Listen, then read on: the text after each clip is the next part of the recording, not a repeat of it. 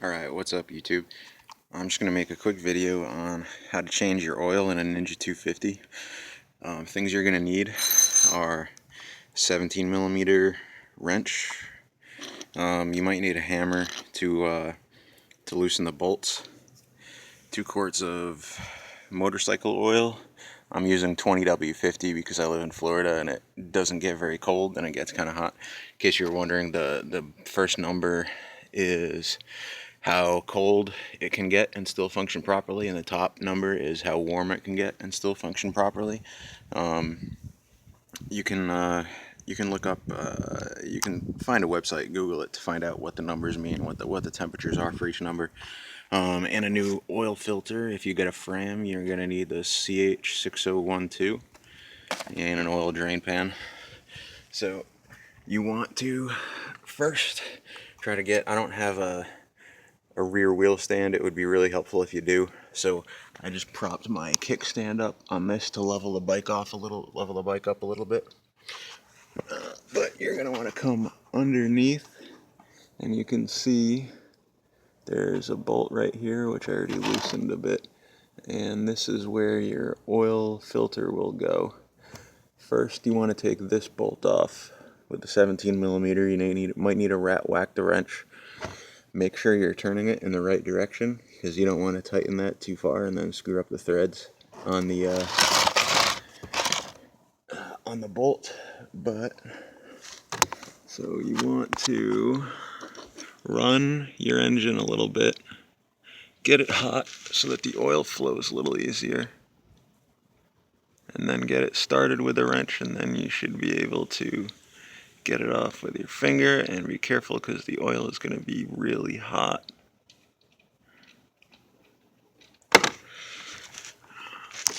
And your oil should just start flowing out like that.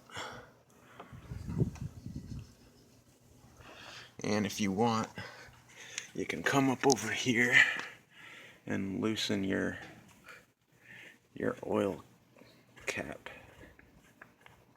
Make it flow out a little faster, but that's going to take a few minutes, so just let that all drain out.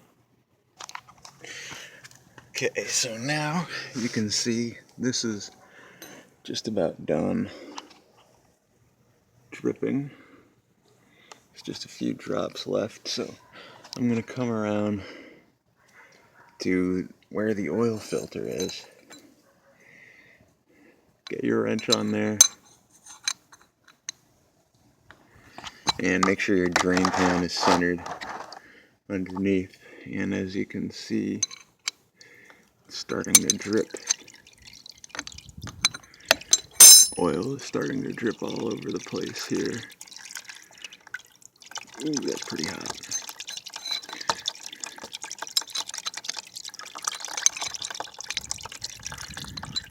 So you might want to just loosen that a bit, let the oil drain out, and then take the rest off.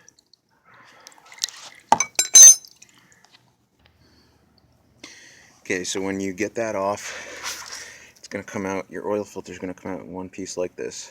It's going to be covered in oil. I already cleaned it off a little bit, but while you're doing this, you want to keep all your parts organized. You're going to be reusing this piece, and this is your actual oil filter, which you're going to throw away. And this rubber O-ring, you can either replace or save the new one that comes in the package with you can save that for later. Not everybody replaces them all the time, but there's going to be a spring and this little metal O-ring. You're going to be using all that, obviously. Just clean all this stuff off, get all that old oil off of there, and then you're going to slip the new oil filter on there. Okay, so when you wash and take apart this oil filter assembly, and if you look in the package that your oil filter came in, you see that you have 2 rubber O-rings, a big one and a small one. The small one goes on the bottom of this right here. You need to find a tool to get that rubber O-ring off. And this big one goes on this plate right around the outside over there. And before you put these on, you want to make sure you dab your finger in some motor oil and pre-lube these, otherwise they can crack when you're installing them, and that would be very, very bad. Okay, so this can be kind of a pain to get this O-ring off, but what I did was I just got a Phillips head screwdriver and kind of stuck it in there, and I worked it off. And what I'm going to do next is I poured some motor oil in the cap over there, and I am just going to get my new O-ring, just dip it in that motor oil like that,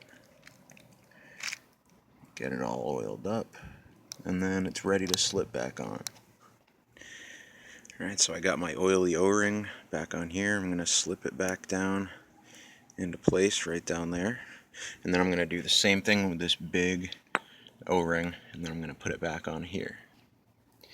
Okay, now that that's all done, you want to put your oil filter assembly back together, and the way it goes is you can set that straight up, set that bolt straight up.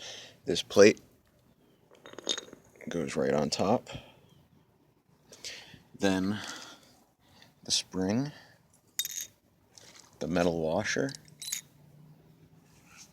so plate, spring, metal washer,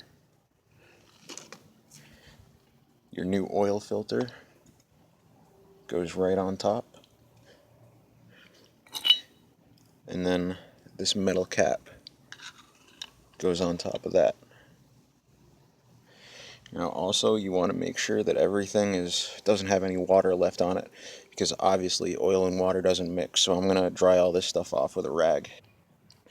Okay, and just a note about your oil filter, it doesn't matter which direction you put it on, it's the same on both sides.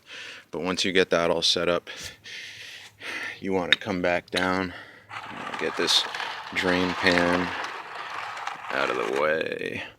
You want to come back down here, find that big hole, and then just put this whole assembly back on, and make sure you get a good seal with that rubber O-ring. And when you put it on, you're going to have to put some pressure because of that spring. It's going to give you some resistance. Okay, now after that, you want to come back to your drain plug over here and put this bolt with the washer back on. And another note about both of these bolts, the owner's manual recommends using a torque wrench, and I believe the spec is 14.5 foot-pounds of torque. But the main thing is you really don't want to over tighten it, because that will screw up it can screw up your threads on that.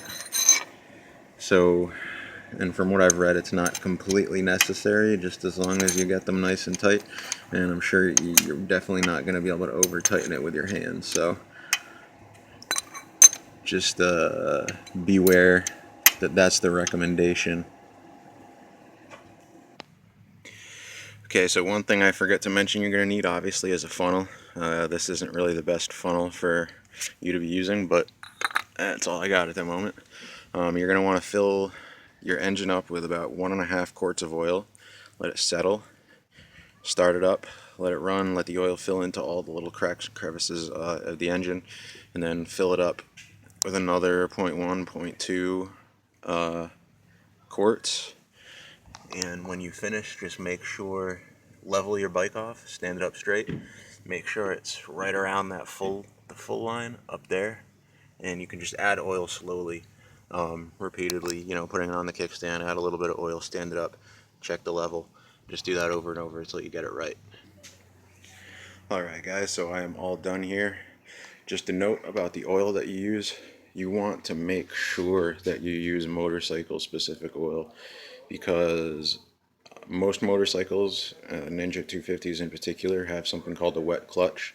And what a wet clutch is, it means that your clutch has your engine's oil, it's submerged in your engine oil. So you want an oil that provides the right amount of friction for that wet clutch to operate properly. And if you use normal motor oil for a car, it won't work. So, alright guys, like, comment, subscribe. Catch you another day.